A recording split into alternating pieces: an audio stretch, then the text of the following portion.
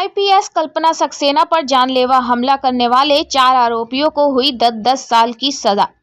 3 पुलिसकर्मियों समेत 4 को हुई 10-10 साल की सजा और 50-50 हजार रुपए जुर्माना। बरेली। इस समय गाजियाबाद में तैनात अतिरिक्त पुलिस आयुक्त एडीसीपी कल्पना सक्सेना है। सन 2010 में कल्पना सक्सेना बरेली में एसपी ट्रैफिक के पद पर तैनात थी। उस समय गाड़ी से कुचलकर जान से मारने की कोशिश के मामले में अदालत ने सजा सुनाई है। एंटी करप्शन कोर्ट के अपर जिला एवं सत्र न्यायाधीश सुरेश कुमार गुप्ता ने 3 पुलिसकर्मियों और एक अन्य आरोपी को 10-10 साल की सजा सुनाई है। साथ ही प्रत्येक आरोपी पर 50,000 रुपए का जुर्माना भी लगाया है। ये मामला वर्ष 2010 का है, जब कल्पना सक्सेना बरेली में एसपी ट्रैफिक के पद पर तैनात थी। उन्हें शिकायत मिली थी कि ट्रैफिक पुलिस के सिपाही अवैध वसूली कर रहे हैं। इसके बाद वो उन सिपाहियों को पकड़ने के लिए गईं। सिपाहियों ने उन्हें देखते ही उनकी गाड़ी से कुचल दिया और करीब 200 मीटर तक घसीटा। इस हमले में कल्पना सक्सेना गंभीर रूप से घायल हो गईं और उन्हें कई दिनों तक अस्पताल में भर्ती रहना पड़ा। आरोपियों में सिपाही रविंद्र, रावेंद्र, मनोज और धर्मेंद्र शामिल थे। इनमें से 3 पुलिसकर्मियों को हमले के बाद निलंबित कर दिया गया था और बाद में विभागीय जांच के बाद उनकी सेवा समाप्त कर दी गई। इस मामले में भ्रष्टाचार के आरोप साबित नहीं हो सके, लेकिन आरोपियों को जानलेवा हमले और अन्य धाराओं के तहत दोषी ठहराया गया। अदालत में सजा सुनाए जाने के दौरान आरोपी रोने लगे और उनके परिजन कोर्ट परिसर के बाहर मौजूद रहे। इस मामले में कुल 14 गवाह और 22 साक्ष्य पेश किए गए थे। कल्पना सक्सेना वर्ष 1990 बैच की पीपीएस अधिकारी हैं और वर्ष 2010 में उन्हें आईपीएस कैडर मिला था। ये मामला पुलिस विभाग में भ्रष्टाचार और अधिकारियों के खिलाफ हिंसा की गंभीरता को उजागर करता है। अदालत के इस फैसले से ये संदेश गया है कि ऐसे अपराधों को बर्दाश्त नहीं किया जाएगा और दोषियों को कड़ी सजा दी जाएगी। आप देख रहे हैं तेज बरेली न्यूज़ से जमीर अहमद की खास रिपोर्ट। मैडम, आज एक फैसला सुनाया गया है, क्या मामला था और अदालत ने क्या फैसला सुनाया है? ये 2010 का मामला है। यहाँ पर इस समय तत्कालीन तो यहाँ डीआईजी हैं वो गाजियाबाद न्यूज़ वन वाली करते हो। उस समय वो 2010 में यहाँ एसपी ट्रैफिक हुआ करते थे। उनको मुखबिर से सूचना मिली थी कि कुछ उनके ही सिपाही उभाई कर रहे हैं, तो वो इस सूचना पर, मुखबिर की सूचना पर अपने गनर और ड्राइवर के साथ अपनी गाड़ी से तुरंत वहाँ पहुँची। छिपते छिपाते उन्होंने देखा कि जो मनोज था, रविंद्र था और इन लोगों का एक भाई था धर्मेंद्र, ये चारों मुलजिम एक गाड़ी में बैठकर वहाँ ट्रक वाले थे उनसे पैसे की उभाई कर रहे थे।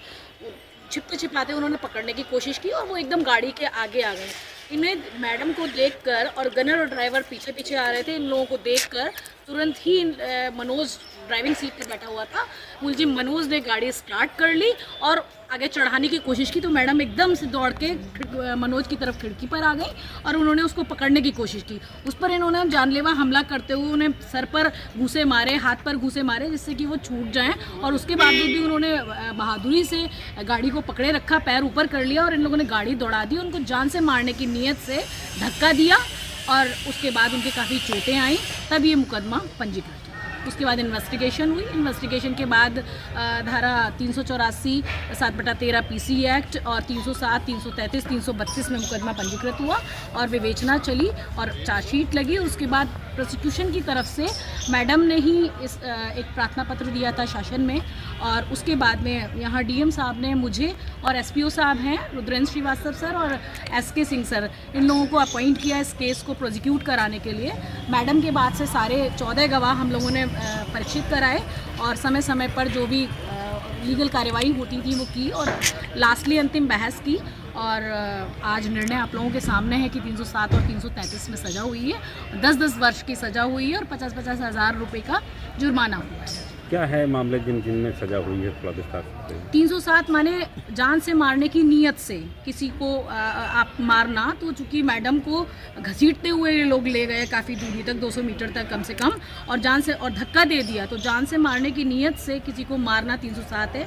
और 333 जो है वो सरकारी कार्य करते हुए किसी को ग्रीवियस गंभीर चोट कारित करना। तो चूंकि वो अपनी सरकारी ड्यूटी का निर्वहन कर रही थी उस समय और उनको गंभीर चोटें आई, मेडिकल से प्रूव हुआ ये सारा, तो ये 333 में दोनों में सज़ा 10-10 साल की अलग अलग सज़ा दी गई है और 50-50 हज़ार रुपये का जुर्माना। कौन सी कोर्ट ने ये फैसला सुनाया है? ये पीसी फर्स्ट कोर्ट है जहाँ से ये फैसला। ये जो उसका वसूली का आपका जी। उस धारा को क्या हुआ था उसमें, क्या ट्रायल में 384 प्रोसिक्यूशन इसलिए प्रूव नहीं कर पाया बिकॉज विवेचक ने कोई भी साक्ष्य इस बात का नहीं जुटाया। 384 ये है कि धन की उगाही करना, किससे उगाही कर रहे थे ऐसा कोई बयान किसी ट्रक वाले का, ये एलिगेशंस थे कि ट्रक से उगाही कर रहे थे और देखा गया कि वो उगाही कर रहे थे, तो ना तो कोई रिकवरी पैसे की हुई और ना ही उन ट्रक वालों का बयान किसी का लिया गया विवेचक द्वारा जिससे ये सिद्ध कर पाते हम कि 384 का ऑफेंस मेड आउट, इसलिए 384